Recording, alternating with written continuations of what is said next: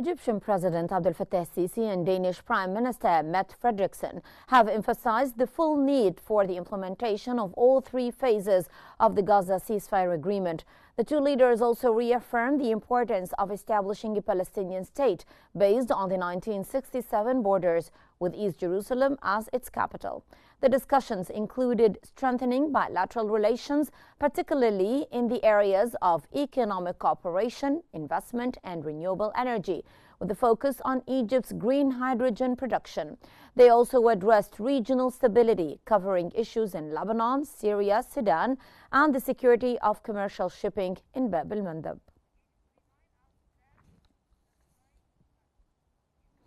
Al-Qahira News Channel has reported that 14 fuel trucks have entered Gaza from Egypt. The channel also confirmed that 158 trucks carrying medical and food supplies have crossed into Gaza through the Karam Abu Salim and Al-Auja border crossings. This aid delivery coincides with the ongoing ceasefire and its implementation efforts.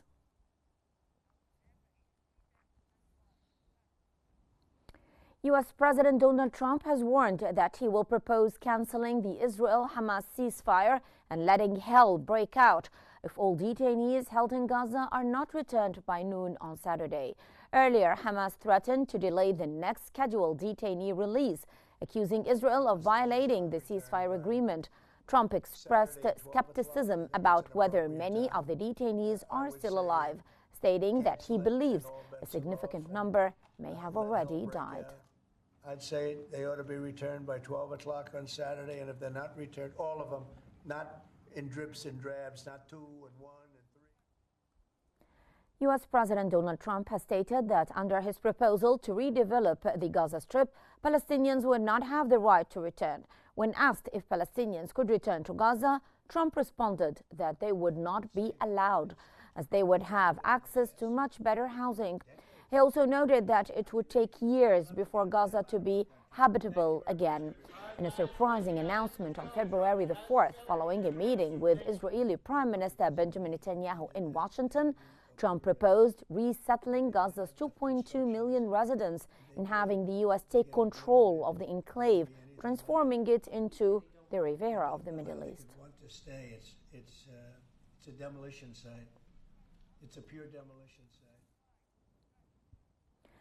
Palestinians in Rafah have reacted with both defiance and despair to U.S. President Donald Trump's warning that he would let hell break out if Israeli detainees are not released by February 15.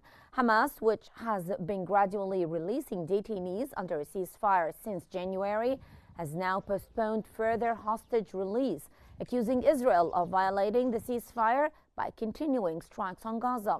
Trump's proposal to have the U.S. take control of Gaza, relocate its over 2 million residents, and turn the region into the Riviera of the Middle East has sparked outrage across the Arab world.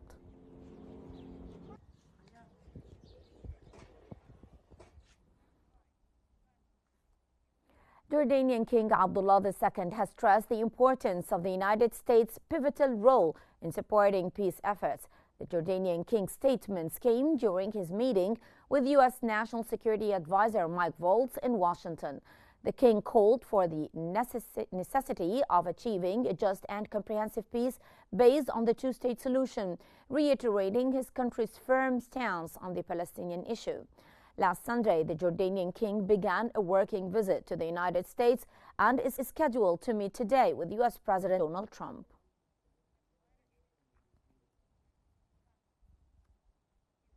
U.S. President Donald Trump has sparked global controversy with his latest remarks on Gaza, proposing U.S. control over the region and raising the possibility of Palestinian displacement.